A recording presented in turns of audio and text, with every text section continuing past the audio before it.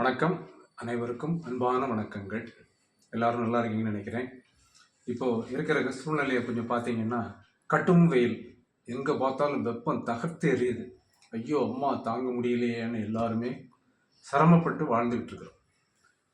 நிறைய இடங்கள்ல மயக்கமாகி விழுகிறாங்க. நிறைய இடங்கள்ல உயிர் பலி கூட ஏற்படுது. இப்போ எலெக்ஷன் அப்பெல்லாம் பார்த்தீங்கன்னா உயிர் பலி கூட ஏற்பட்டிருக்கு. சென்ற ஆண்டை விட இந்த ஆண்டு கூட தான் இருக்கும் அப்படின்னு முதல்லயே சொல்லிட்டாங்க. ஆய்வில் சொல்லிட்டாங்க. அடுத்த ஆண்டு இதை விடையும் கூட இருக்கும் அப்படின்னு சொல்றாங்க. உண்மை அது. இப்போ இந்த சூழ்நிலைக்கு என்ன காரணம்? இதை எப்படி நம்ம கட்டுப்படுத்துறது? இதுக்கு என்ன நடந்துகிட்டு இருக்கு சுத்தி? ஏன் இந்த மாதிரி சூழ்நிலை இப்போ இருக்கு? இது சம்பந்தமான விஷயங்களை நாம கொஞ்சம் பார்க்கலாம். அடிப்படையில் பார்த்தீங்கன்னா 1900 வரைக்குமே நம்ம இந்த உலகத்துல பூமி வெப்பமயமாதலோ பூமி கிளைமேட் சேஞ்சிங்கோ பருவநிலை மாற்றங்கிறது எதுவுமே கிடையாது. ஏன்னா அப்போ அந்த இருந்த காலகட்டம் அப்படி இயற்கையான சூழல் தான் மேக்சிமம் இருந்தாங்க. ஆனால் 1900க்கு அப்புறம் பார்த்தீங்கன்னா தொழில் புரட்சி ஏற்பட்டது. அது தவிர்க்க முடியாது. எல்லா பக்கமும் ஃபேக்ட்ரிஸ் எல்லாம் வந்துச்சு. தொழில் புரட்சி ஏற்பட்டு பல வாகனங்கள் பெருக்கம் எல்லாமே ஏற்பட ஆரம்பிச்சு. அப்போ பூமிக்கு அடியில் புதையுண்டு இருக்கு பார்த்தீங்களா, பெட்ரோல் டீசல் அந்த எரிபொருள் இருக்கு இல்லையா, அந்த எரிபொருளை நம்ம அளவுக்கு அதிகமாக யூஸ் பண்ண ஆரம்பிச்சிட்டோம்.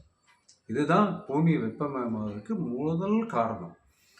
இதை எப்போ அந்த புவி வெப்பமயமாதலும் பருவநிலை மாற்றத்துக்கு உள்ள தொடர்பு உறுதிப்படுத்தப்பட்டதுங்கிறது எப்போ அப்படின்னு பார்த்தீங்கன்னா 1988 நாசாவுடைய இயக்குனர் டாக்டர் ஜேம்ஸ் ஜான்ஸ்டின்கிறவர் மேலவையில் செனட்டில் அமெரிக்க மேலவையில் இது ப்ரூவ் பண்ணுறார்.